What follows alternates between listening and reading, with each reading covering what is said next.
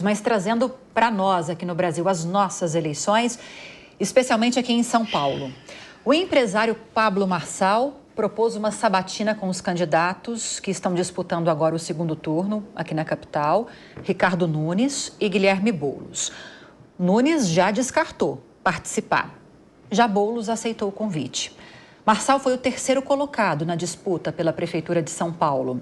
E, de acordo com o empresário, os dois candidatos terão a chance de convencer e conquistar o voto dos quase 1.800.000 eleitores que escolheram Marçal no primeiro turno. Vou passar para a Ellen, que está acompanhando bem de perto isso. Ellen, um já aceitou, Boulos já aceitou, o outro já descartou. Então, temos já um cenário definido. Teremos uma live com Boulos e não teremos uma live entre Marçal e Nunes. Quem acertou nessa decisão? Os dois. Imaginei que essa seria a resposta. Cada dois, qual na sua realidade. Os dois. Lembrando que a live vai ser amanhã, no dia do último debate. Vai ser amanhã. Vai ser amanhã, no mesmo dia que vai ser o último confronto entre os dois, né? E aí, bom, o Nunes, com a vantagem que ele tem hoje na campanha, é aquilo que até eu havia pontuado, né, na outra semana. Vou no estritamente necessário, né? Vai no que é estritamente necessário, não vai se expor de forma desnecessária para criar, de repente, um fato ruim, uma maré ruim às vésperas da eleição. Boulos, neste momento, estando atrás, não tem nada a perder. Pelo menos a leitura aqui, conversando com as campanhas, eu vejo essa, não tem nada a perder. Ele precisa estar exposto, ele precisa se colocar, não é de graça que ele está fazendo um périplo essa semana, ele está fazendo uma caravana, dormindo na casa de eleitor, porque ele precisa estar na pauta. Hoje, no horário da propaganda eleitoral, os eleitores do Boulos eram o seguinte mote, dizia assim, olha, eu votei no Marçal, eu votei no Marçal, eu votei no Marçal. Chegava lá no final e dizia assim, eu entendo que a cidade precisa de uma mudança, eu votei no Marçal no primeiro turno e agora vou de Boulos. Esse é o mote da campanha e aí Boulos aceita ir para uma live que com certeza vai ter muita gente, porque o Marçal tem essa capilaridade, ele foi o assunto da eleição municipal deste ano, vai ter muita gente, é um fato para ele tentar virar esse número que agora é desfavorável a ele.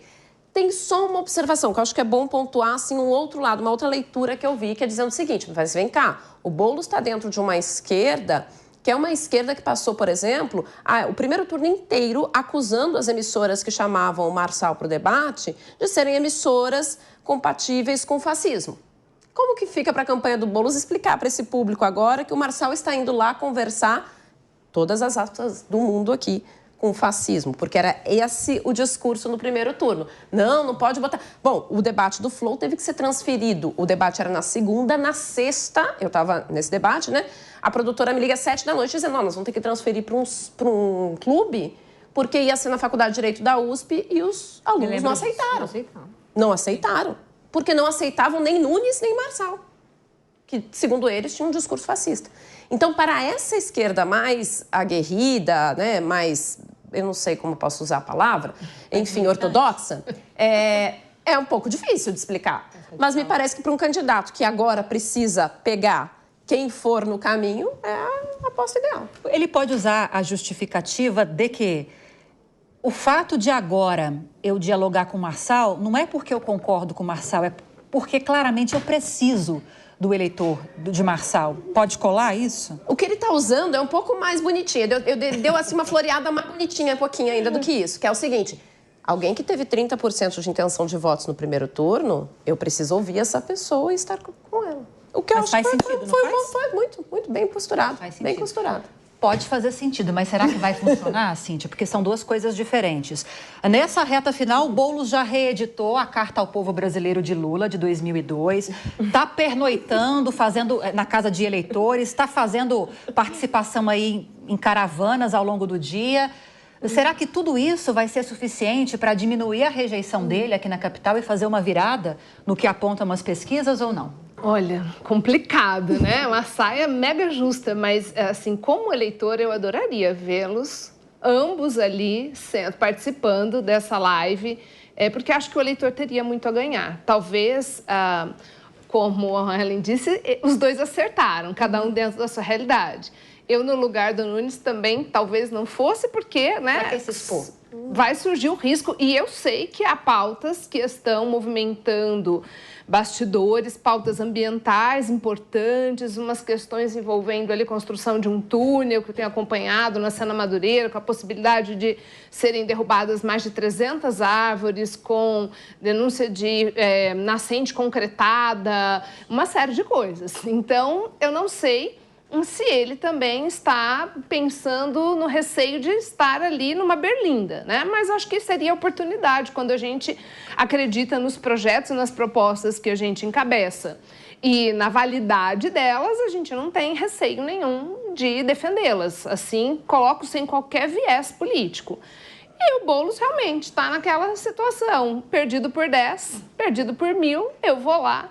E eu sempre tenho um receio de qualquer questão, porque época de campanha é época de promessa. Sim. E promessa, a gente sabe, né? Nós temos historicamente no Brasil que as promessas não são necessariamente cumpridas. Mas, respondendo a sua pergunta, Lívia, eu não acho que esse momento, a rejeição que há, tenha, por conta desta não participação, tenha o condão de...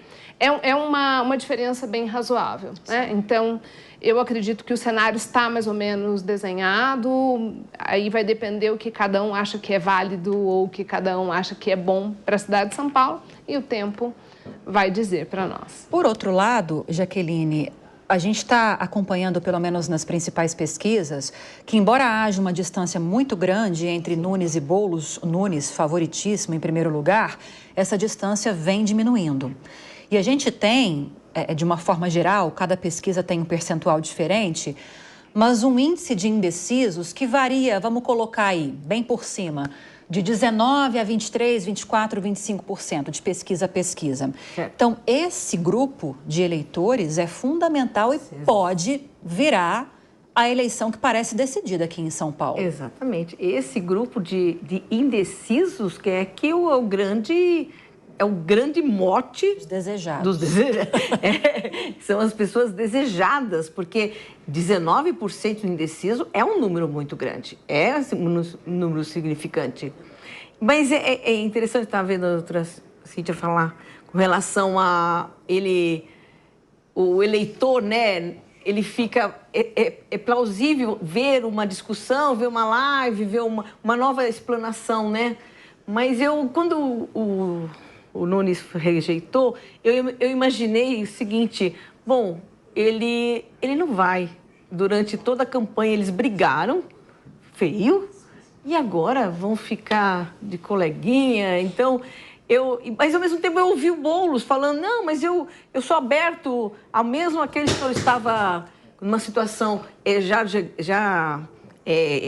completamente contrária, mas eu sou aberto a discutir, então acho por isso que eu estou indo, diferente do meu adversário que não está indo. Mas você tem toda a razão, Lívia, esse 19% é muito desejado, né? Então, como a Ellen mesmo falou, eu acho que os dois realmente acertaram. Um de ir e outro não ir, porque o Nunes está bem. Nunes está bem. Em consideração que o vice-presidente de Lula é Geraldo Alckmin, exatamente. Não é tão absurda assim essa live que seja, pelo menos o início, entre Boulos e Pablo Marçal. Gente,